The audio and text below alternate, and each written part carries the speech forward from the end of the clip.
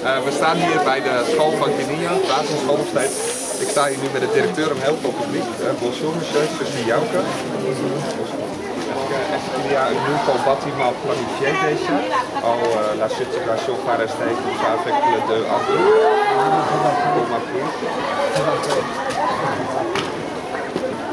Quelles sont les difficultés pour vous pour gérer une école comme ça? Pour gérer du point de vue En général? En général, pour gérer cette école, c'est organiser la pédagogie et l'administration scolaire ici. Par exemple, moi j'affecte les enseignants dans les classes. Oui. Chaque classe a en moyenne plus ou moins 60 écoliers par enseignant. Puis je donne le matériel qui est de l'école provinciale, nous sommes donnés aux enseignants. Ils entrent en classe, ils enseignent, moi j'encadre. Je tiens des réunions avec les parents, avec les enseignants, avec les élèves, comme ça. Et est-ce qu'il y a assez de cahiers et de livres pour tous les enfants ici? Bon, normalement, c'est insuffisant. Oui. Surtout le manuel scolaire, le code de l'augmentation des élèves. Oui. Le manuel scolaire reste insuffisant.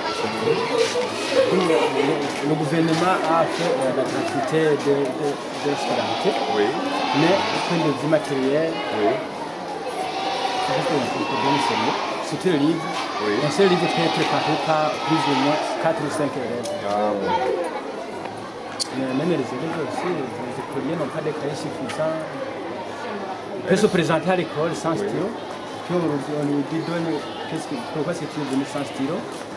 Lui il dit bon, chez nous il n'y a rien. Alors c'est la responsabilité des parents pour acheter un stylo. Oui, oui. Les parents doivent acheter un stylo, le cahier. Alors si un parent n'a pas d'argent pour acheter un stylo, est-ce que l'école donne un stylo gratuit à les enfants? Non, ce n'est pas un stylo gratuit. C'est ça qui peut occasionner le cas d'abandon. Oui. Ah, voilà. Ça c'est une exception. Oui, oui. Quelle phrase vous avez? Bon, merci beaucoup. Non.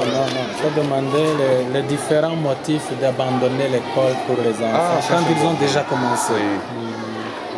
Est-ce que ça arrive quand les enfants sont commencés l'école, que les enfants vont abandonner l'école pour faire autre chose peut-être? Oui. C'est souvent que ça arrive? Là c'est un motif d'abandon. Le premier motif c'est la pauvreté des parents. Oui. Il dit que je n'ai pas d'habits, je n'ai pas d'argent pour procurer des habits de ces enfants. Oui. Bon, avant la crise, tous les enfants portaient des uniformes. Oui. Mais après la crise, à cause de la pauvreté, personne n'a uniforme. Oui. Et puis, on lui dit, donnez le cahier, je dis, je n'ai pas de cahier, il abandonne l'école. Deuxièmement, les parents ont une certaine culture. Eux aussi n'ont pas été instruits. Ils ne voient pas l'importance de l'école. Et puis, s'ils voient un enfant âgé arriver en 5e, en 6e, il dit à ma fille, quitte l'école, il faut aller à la maison, bientôt elle va être mariée avant l'âge. Oui. Oui, pour les garçons, on travaille pour avoir de l'argent. Et après l'école primaire, est-ce que beaucoup d'enfants viennent à l'école secondaire? C'est beaucoup pour faire ça? C'est pas beaucoup. Les codes sont celles que j'ai déjà citées. En l'occurrence, surpopulation dans les classes, insuffisance des manuels scolaires, pour laquelle le taux de réussite reste un peu bas. Pourcentage des enfants qui réussissent à entrer au secondaire en 6e année. Est-ce que vous connaissez le pourcentage qui continuerait à l'école secondaire? Sur 60 enfants, il va combien à peu près? Le secondaire, normalement, ça varie entre 20 et 30%. Voilà. C'est peu. C'est très peu.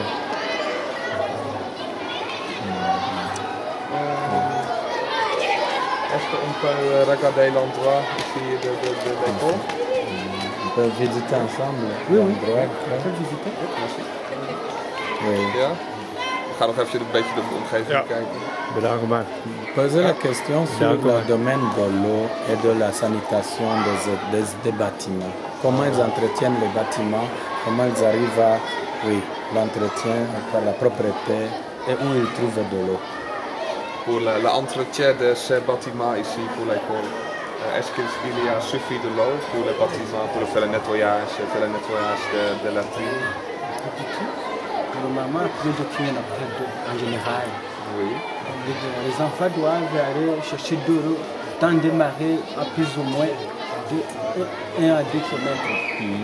Vous arrivez avec un petit bidon de 5 litres, vous êtes dans une calebasse avec de l'eau, vous faites le travail de glace, de la crème, raison pour laquelle, quelquefois, vous trouvez la crème sale, la glace n'ont pas de propriété totale. Alors ce sont les élèves qui font le nettoyage et qui cherchent l'eau. Oui. Est-ce que tous les élèves arrivent à avoir un petit bidon pour amener l'eau? Est-ce qu'il faut faire ça tous les jours, les élèves, pour chercher l'eau?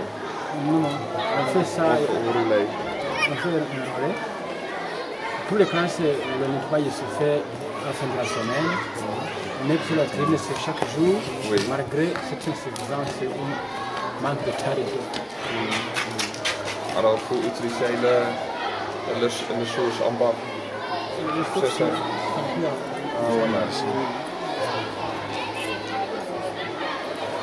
Est-ce que vous avez des autres questions? Pour moi, ça suffit. Pour les jeux de tous les enfants, les jeux féminins, les jeux masculins, comment les enfants jouent ensemble, quel type de jeu? Est-ce que les filles ont leur propre jeu et les garçons ont leur propre jeu? Vous avez des jeux d'ensemble qui font que tous les garçons et les filles jouent ensemble. Bon, normalement, nous avions trouvé des ballons. Et puis, en soi, on n'a aucun ballon. Les élèves doivent s'arranger pour confectionner des petites balles. Et puis, pour les filles n'ont pas de balles. Normalement, les filles aimaient utiliser les balles qu'ils jouent à Ah, les petites balles. Comme ça. Mais ces petites balles, ils ne se trouvent pas ici. Les garçons n'ont pas de balles. Mais aussi, le premier projet avec l'arbre fruitier, est-ce que vous avez reçu aussi quelques arbres? Oui. C'était combien? À peu près. À peu près 500. 550. 500. 50. Ah, 50, 50. Bon, merci beaucoup. Peut-être on peut regarder l'endroit ici ensemble.